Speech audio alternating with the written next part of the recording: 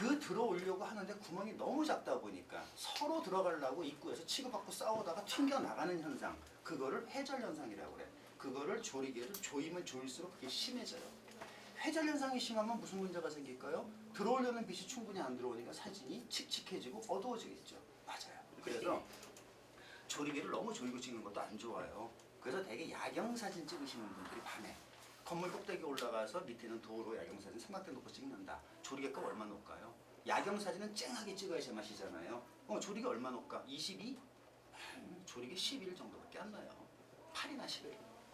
그렇게 놓고서 슬로우 셔터 딱 찍어 놓는다고요. 그럼 사진 기가 막혀요. 절대로 조리개를 너무 조이는 거는 하지 마시라. 자, 뭐 다른 것만 다른 거 상대거리 얘기도 나오고요. 자, 근데 여기서 중요한 거. 이런 경우 해보셨는지 모르겠어요. 사진을 찍으려고 이제 뷰파인더를 이렇게 들여다보잖아요. 내가 이제 조리개든 셔터든 내가 설정을 했어. 찍으려고 이렇게 들여다봤어. 들여다보니까는 내가 꽃을 찍을 거야. 그래서 꽃에다가 초점을 딱 맞췄어. 그랬더니 그 뒤 배경이 있을 거 아닙니까? 뷰파인더로 딱 카메라 들여다보고서 이렇게 보니까 초점을 삐빅 하고 잡아보니까 초점이 잡히면서 뒷배경이 싹 흐려져요.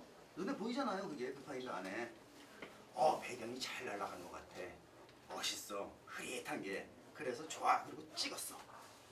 집에 와가지고 컴퓨터로 받아보니까 아까 내가 뷰파인더로 봤을 때처럼 뒤에가 많이 날아간 건 줄 나는 알았는데 많이 날아간 건 줄 알았는데 집에 있는 컴퓨터로 받아보니까 안 날아갔네?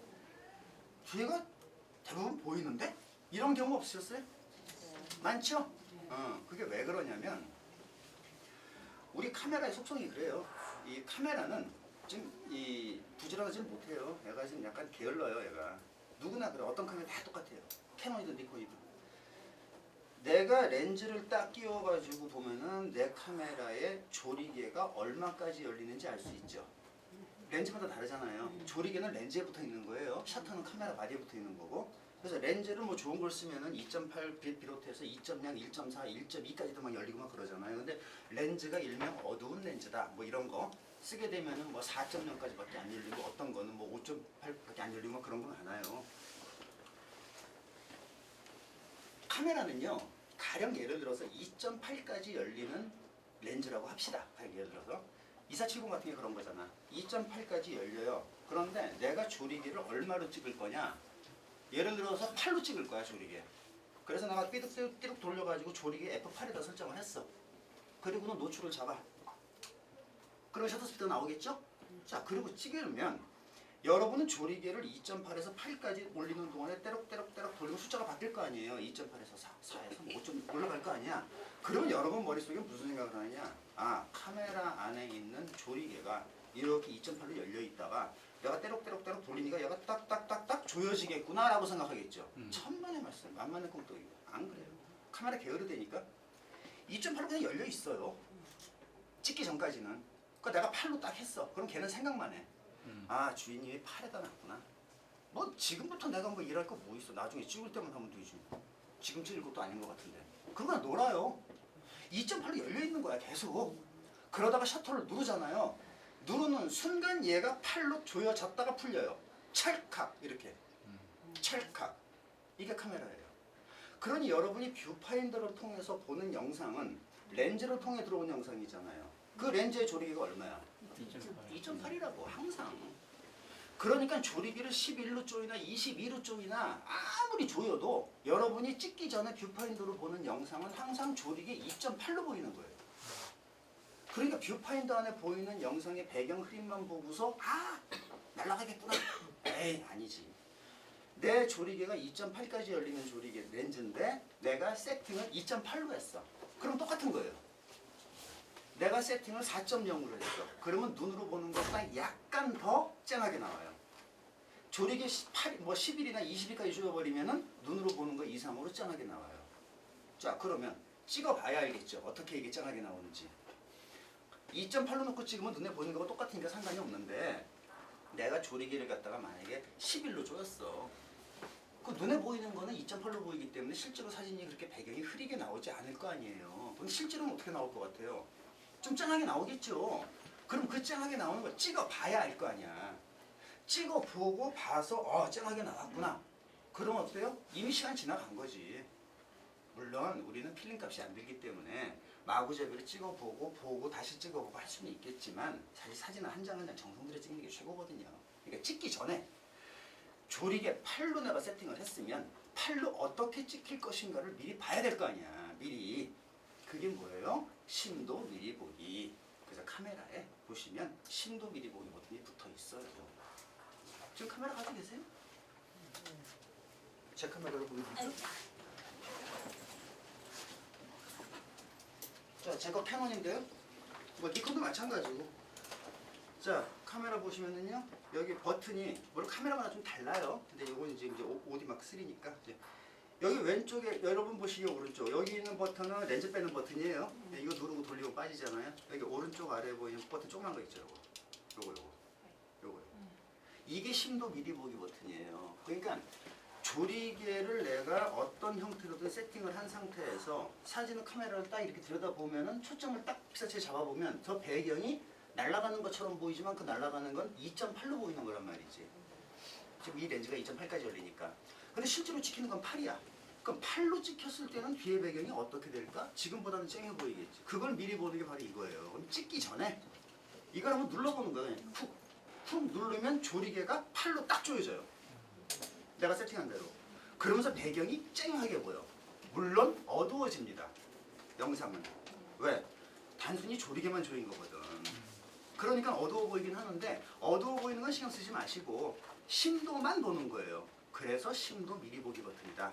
그래서 여기 붙어 있는 것도 있고 여기 렌즈 옆에 조그맣게 붙어 있는 것도 있고 그래서 본인 카메라 렌즈 매뉴얼이나 카메라 매뉴얼 보시고 카메라 매뉴얼이 있어요. 카메라 매뉴얼 보시고 심도 미리 보기 버튼을 혹시 모르시는 분은 이게 어디 있는지를 확인을 해보시고 꼭 조리개를 설정한 다음에 한번 눌러보시기를 저는 꼭 권해요. 눌러보면 지가 어두워졌다 밝아졌다 막 그래요. 그래서 어두워졌을 때 거기 자세히 보면 뒷배경이 깨끗하게 보일 때가 있거든. 그래 맞아 내가 이 정도 심도 깊은 사진을 원했어. 그럼 자신 있게 누르는 거지. 그럼 똑같이 나옵니다. 찍어놓고 집에 가서 이게 아니었는데 이러지 마시고요. 그래서 심도 미리 보기 버튼은 그런 거다. 하여튼 카메라는 게을러 터져가지고 지는 항상 2.8로 세팅을 하고 있고 또는 내 렌즈가 2.0까지 열리는 렌즈야. 그럼 2.0. 1.4까지 열리는 렌즈야. 그럼 1.4. 그냥 그렇게 멍청하게 열려 있어요. 그러다가 셔터 누르면 찰칵. 아시겠죠? 자, 그러면 이제 심도에 대해서는 대충 이제 아신다고 치고요. 이 오른쪽 사진 한번 볼게요. 이건 반영 사진입니다. 실제 사진이 아니에요. 실제가 아니고 물에 비친 반영이에요. 전부 다. 아스팔트에 비가 한번 왔었어요.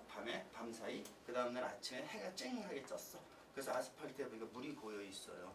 거기 이제 카메라 들고 가다가 물 고인 걸 보니까 뭐가 비치고 있네. 보니까 나무가 이 물 고인 웅덩이 저쪽 뒤쪽에 있는 나무가 여기 물에 비치고 있고요. 그 다음에 저 위에는 번쩍번쩍하는 bokeh. 저건 뭘까요? 아스팔트가 울퉁불퉁하잖아요. 울퉁불퉁한데 그게 물에 젖어 있잖아요. 물에 젖어 있는데 거기에 햇빛이 비치면 반짝반짝하겠죠. 물 간이나 호수에 비치고 있는 걸 윤슬이라고 그러죠. 이것도 일종의 윤슬이에요. 그렇게 비치고 있어요. 자, 그러면 내가 사진의 초점을 어디다 받았어? 이 나무에 잡았어요. 나무에 잡고 딱 찍으니까 얘가 거리가 멀잖아요. 그러니까 아웃포커스가 돼가지고 뒤에 보케처럼 펑펑펑펑 나오는 거예요. 이게 초점을 맞춰서 만약에 저 위에가 찍혔으면 사실 심도가 깊은 사진이라면 제가 저렇게 둥그렇게 나오지를 않고 조그맣게 아스팔트 모양 다 나오겠죠. 지저분하게. 근데 저거를 날려버리니까 저렇게 보케처럼 헐벗은 나무가 하나 외롭게 서 있고 그 위에 너를 지켜주고 있는 수만 가지 별들이 떠 있다. 대낮에. 이제 그런 느낌으로 찍은 사진이에요. 근데 잘 보세요. 조리개를 얼마나 놨나 보세요. 조리개가 11입니다. 조리개를 11을 놓고도 저렇게 날렸단 말이에요. 어떻게? 물에 반영을 찍어보신 분들은 아시겠지만 이렇게 서가지고 반영 본다고 해서 이 나무가 보이질 않아요. 바닥에 바짝 엎드려 봐야 비쳐서 보여요. 그럼 바닥에 바짝 엎드려서 카메라를 물 가까이, 저 나무 있는 데까지 가까이 가가지고 여기 물에 비친 요 나무하고 카메라의 거리가 불과1.5밖에 안 돼요. 바짝 들이붙으니까 되니까 얘는 상대적으로 멀어지겠죠. 그렇죠? 이분이 지금 윤슬이고요. 이분이 나무 그림자예요. 제가 여기서 찍으면 이 거리나 이 거리나 이 거리는 같잖아요. 안 날아간다니까요. 내가 여기서 가까이 가서 가까이 가는 것만큼 요 거리는 짧아지고 대신에 이 거리는 길어진단 말이에요. 상대적으로. 그래서 날아갑니다. 그 조리개를 11로 조이고도 이렇게 날아갔다. 왜 조리개를 11로 조였을까? 굳이. 나뭇가지까지 다 나오고. 그렇죠. 맞아요. 조리개를 열면 열수록 심도가 얕아지잖아요. 심도가 얕아지기 때문에 내가 만약에 초점을 여기다 잡잖아요. 그리고 얘 날아갈 수 있어요. 여러분 꽃사진 같은 거 찍으면 그런 경우 많아요. 조리개를 왕창 열고 찍잖아요. 꽃잎에다만 초점 맞추고 찍었어. 그럼 꽃잎의 특정 부분 요만큼은 쨍하게 나오겠지만 그 주변보다 뒤에 있는 거 다 날아가요. 그래서 이게 꽃인지 뭔지 모를 정도로 이상하게 날아가. 나는 꽃 모양은 좀 그런 대로 나오게 하고 싶은데 그게 잘 안 돼. 그래서 조리개를 조이란 얘기예요. 이렇게 조리개를 조이니까 초점을 여기다 잡더라도 여기부터 여기까지가 다 쨍하게 나오고 잔가지 하나하나가 다 선명하게 나오는 거예요. 얘는 거리로 날린 거고. 그런 식으로 해서 아웃포커스 사진이라고 하는 거는 사진을 찍었더니 그냥 멀리 있는 배경이 흐려지더라 하고 만족하면 안 되고 사진 한 장을 여러분이 구성을 하는데 아웃포커스라는 기능을 이용해서 여러분이 이 사진을 연출하는 기법이에요. 이게 아웃포커스는 연출 기법이에요. 그냥 찍었더니 배경이 흐려지더라는 단순 기법이 아니라. 자, 이제 볼게요. 그래서 피사체는 항상 고정이에요. 여러분을 위해서 피사체가 포즈를 취해주질 않아요. 사람이라면 모르겠는데 일반 꽃이나 나무나 일반 풍경이나 이런 것들은 여러분 앞에 그렇게 예쁜 모습을 안 보여줍니다. 문제는 뭐예요? 여러분이 배경을 말리든 아니면 쨍하게 찍든 그러려면 그럼 거리를 조절해야 되는데 피사체가 움직이지 않기 때문에 이런 식의 카메라로 여러분들이 거리 조절을 해야 된다는 거지. 만약에 여기는 가운데 있는 카메라처럼 이런 식으로 얘를 찍었다. 밑에 있는 걸. 그럼 다 쨍하게 나와요. 가운데 초점 잡으면. 근데 똑같은 피사체에서 카메라를 여기서 찍었어. 초점을 여기다 잡고 여기서 여기까지의 거리보다 여기서 저 뒤에 있는 거리가 훨씬 멀잖아요. 저 맨 끝에 있는 건 다 나가. 조리개 쪼여도. 그게 아웃포커스예요.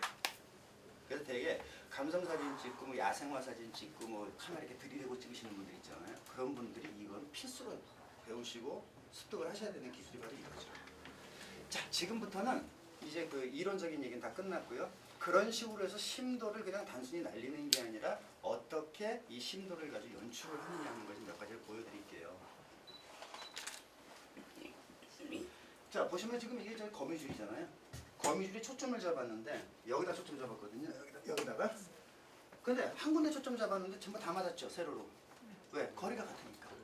여러분이 제주도를 가가지고 유채꽃밭 있잖아요. 넓은 유채꽃밭. 거기 가운데다가 자기 애인을 세워놓고 멀리서 만약에 그 애인한테 초점 맞추고 찍어보세요. 되게 그런 사진 많이 찍잖아요. 찍으면 유채꽃에 어떻게 나와? 가운데 사람은 초점 맞았으니까 다 일정하게 나오겠지. 사람이 서 있는 그 라인 가로로 쫙 유채꽃이 쨍하게 나와요. 앞뒤로는 다 날아가고. 그래서 선이 구성이 된다고요. 그래서 선에 아까 그 대표님께서 말씀하신 내용 중에 제 목소리 같다?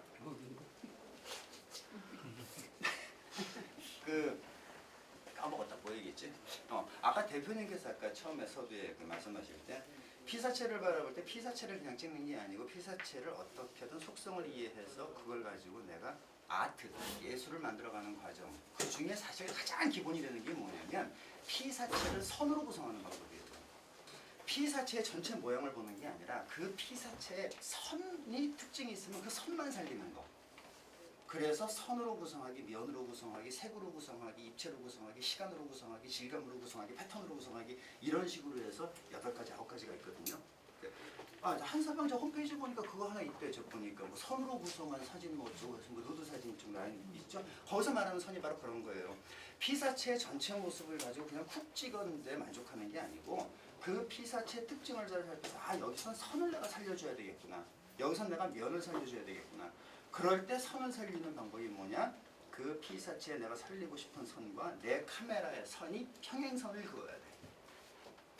아까 그랬잖아요. 일렬로 서 있을 때 내가 똑바로 서서 찍으면 다 쨍하게 나와. 근데 이분들이 삐딱하게 서 있거나 내가 찍을 때 이렇게 삐딱하게 찍거나 아니면 내가 카메라 밑에 그거 내리꽂는 사진들이 그런데 아래에 있는 무슨 뭐 저기 저 민들레 홀씨라든가 뭐 이런 것들 찍을 때 보통 보면 이러고 찍는 사람도 많지.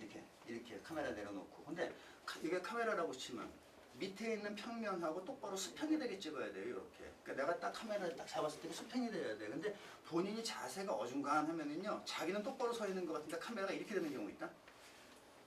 그럼 가운데 초점은 쨍하게 나올지 모르겠지만 양쪽이 날아가요. 그래서 이런 거미줄 같은 경우에도요, 이 면하고 내 카메라 면하고가 똑바로 돼 있어야 저기 저렇게 나오지. 만약에 내 카메라가 조금만 삐뚤어졌다, 그럼 저 위에 있는 부분과 저 밑에 있는 부분은 날아갔을 거예요. 그런 식으로 심도라고 하는 거, 초점이라고 하는 거, 이거는 다 선을 구성하는 게 기본이다. 꼭 아셔야 되고요. 자, 이제 아웃포커스를 만드는 게 이런 식인데, 뭐 다른 거 다 설명하진 그러니까 1번, 2번, 3번 사진. 자, 천상의 뭐 계단, 뭐 천상의 육교, 뭐 되게 뭐 그런 사진인데 저게.